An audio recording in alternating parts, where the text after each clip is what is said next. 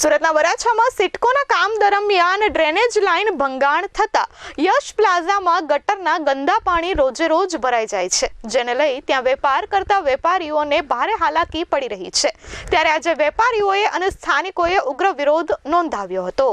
સુરતના વરાછા વિસ્તારમાં સિટકોનું કામ ખૂબ જ પૂરજોશમાં ચાલી રહ્યું છે, ત્યારે પોદાર બ્રિજની બાજુમાં સિટકો દ્વારા બ્રિજ નિર્માણ કરવામાં આવનાર છે અને આ બ્રિજ નિર્માણ માટે બીમ બનાવવામાં આવી રહ્યા છે।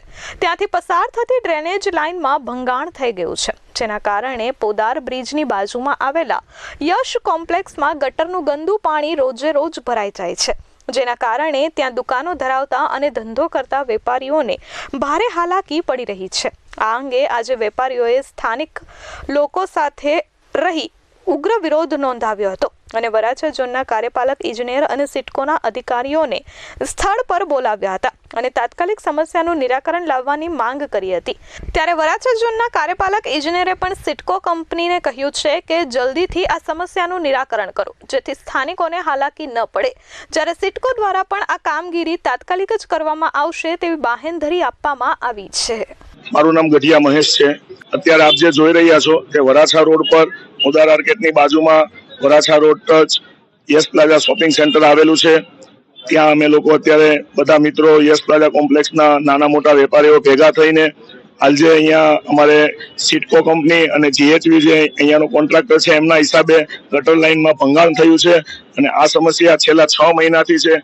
વારંવાર અમે લોકોએ સુરત મ્યુનિસિપલ કોર્પોરેશનમાં મૌખિક, લેખિત અને ટેલિફોનિક રજૂઆતો કરી છે અને સિટકો કંપનીના જે ઓફિસર છે એમને પણ અમે ટેલિફોનિક અસંખ્ય રજૂઆત કરી છે, તેમ છતાં પણ આજ દિવસ સુધી કોઈ સોલ્યુશન આવેલું નથી।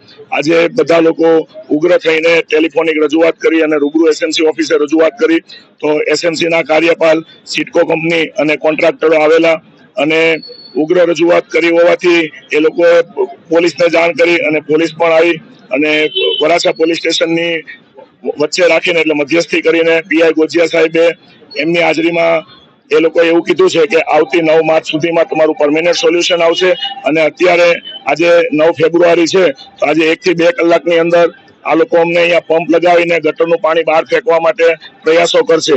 આવી ભૂતકાળમાં પણ વાત થઈ હતી પણ કોઈ સોલ્યુશન આવ્યું નથી।